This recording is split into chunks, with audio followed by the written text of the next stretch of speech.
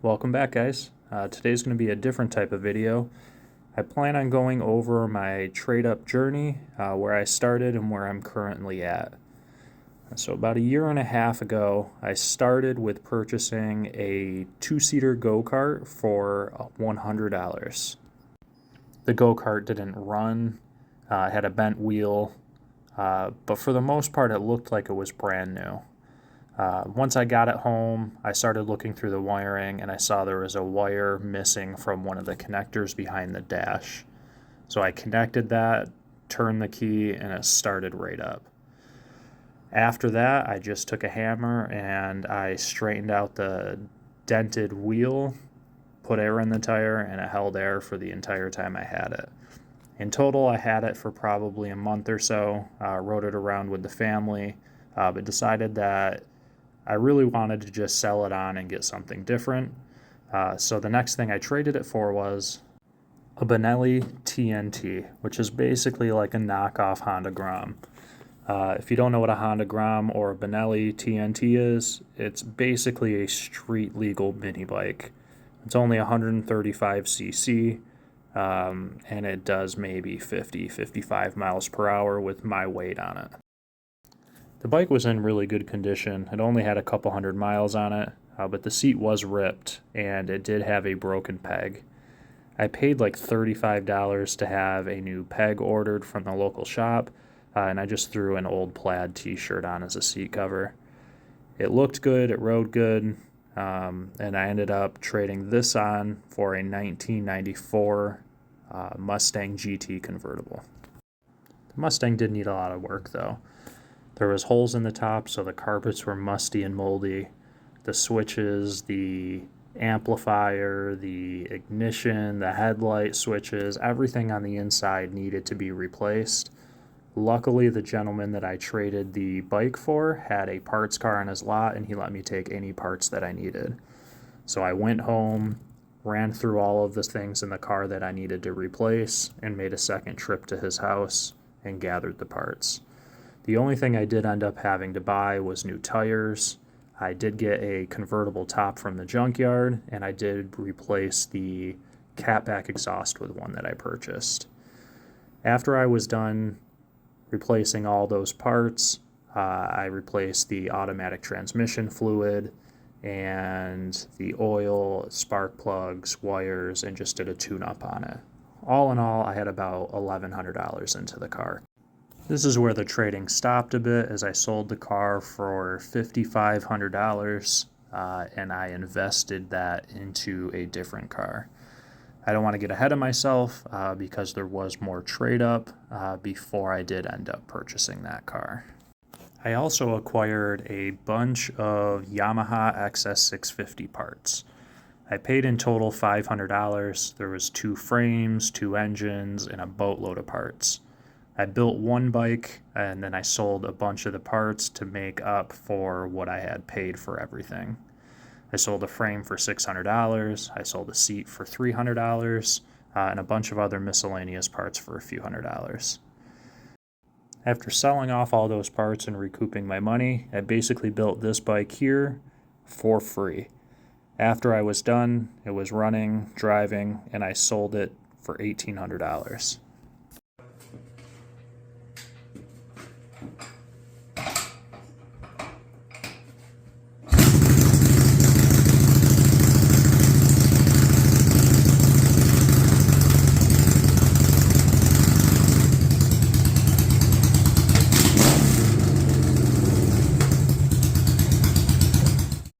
I used the cash from the 94 Mustang and from the Yamaha XS650, and I put it towards the 1966 Mustang. I bought this car for my wife and we intended for it to be a forever car, but things don't always work out the way you want it to.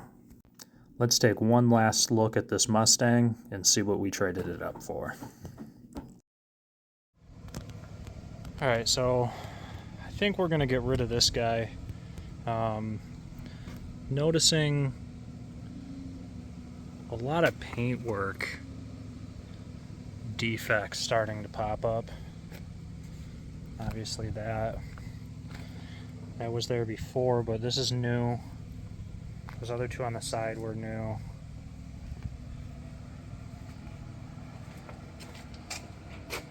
That guy was there, but it's starting to come through more. There's bubbles in the back. Obvious Bondo there.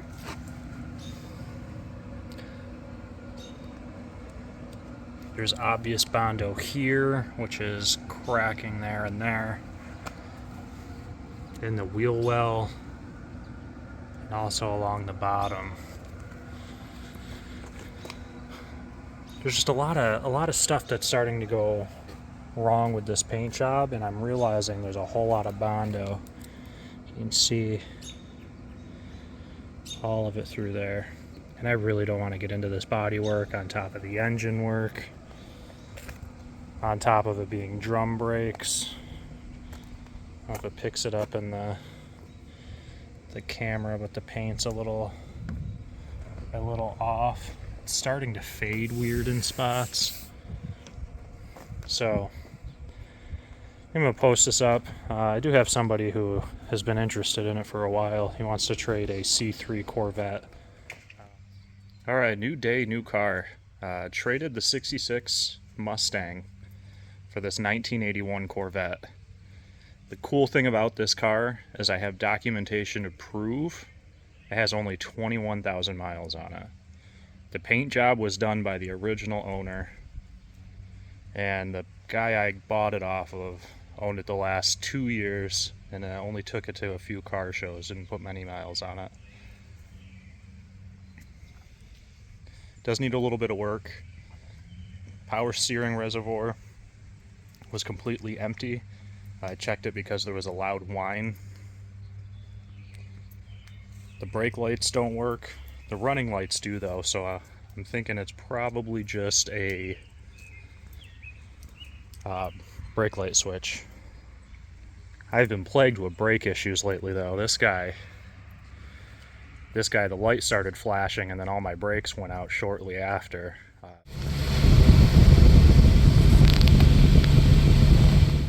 Blew a brake line. I had a buddy of mine replace the brake lines from where it enters the back of the vehicle all the way back to the calipers, and then he put a fresh inspection on it for me when he was done.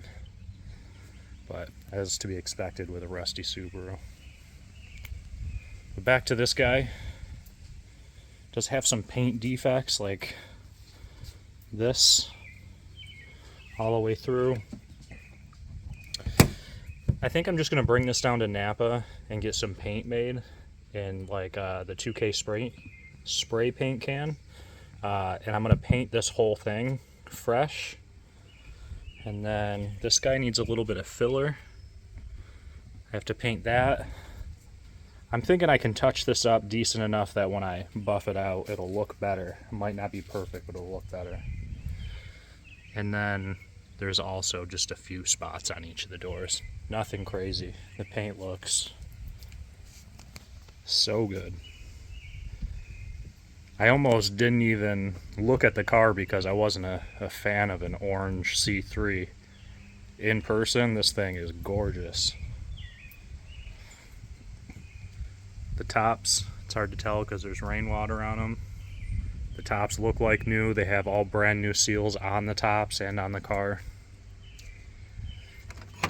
Interior, the mice got to, but just the carpets. So I bought a new carpet kit for it. It'll be one of the upcoming videos.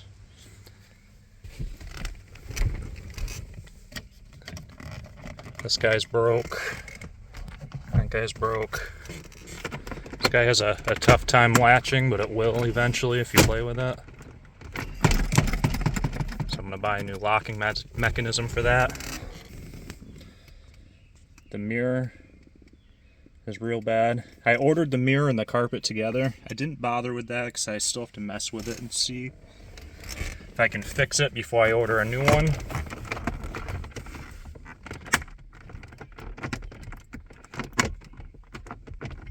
Thinking I might be able to. This looks like it might just be missing one of the screws in the bottom. And this guy here Just has a little crack up there. Well, you can see it, but the screw's back in there. So I'm gonna pull this off. I'm gonna take that screw out, and then I think I'm just gonna get a little washer and put that back on.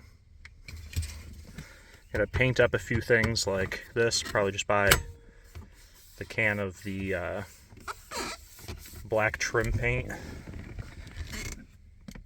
No cracks in the dash.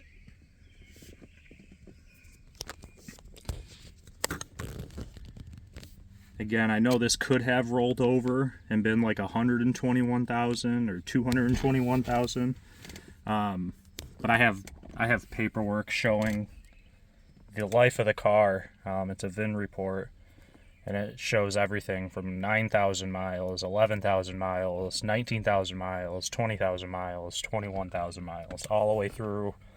I believe it started in 1990. And then went through 2021.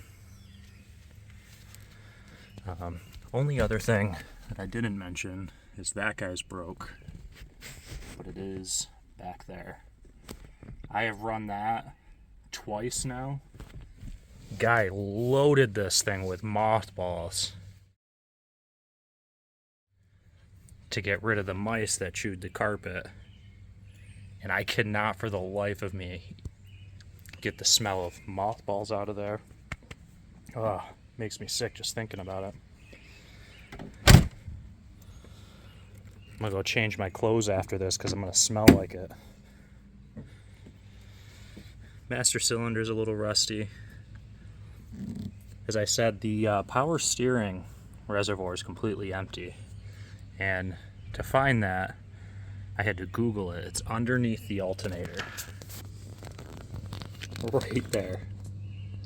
I'm gonna have to get like a long hose to try to fill that so that I don't have to take the alternator off. Hoping this will clean up with some steel wool, polish it out. Just a few things here and there under the hood that I want to clean up so it's more presentable. It's just dirty and crusty. A few things like this, just paint it black. It'll make a huge difference. That's going to be it for this one, though. Be on the lookout for the upcoming videos, tearing the interior apart. This is going to be a trade-up series that I do, because I can guarantee I'm not going to keep this guy. I'd rather have something like a Chevelle or an Olds 442 or a first-gen Mustang, preferably like a 67 or 68 that I can daily. This is a really nice car. Might throw it on the road, might enjoy it for the summer. Never know. We'll see what the future brings. But I appreciate you watching. If there's anything specific you'd like to see with this car, or anything specific you'd like with this whole trade-up series, let me know. Otherwise, I appreciate you watching. Do that like, comment, subscribe, notification nonsense everybody says. Appreciate you.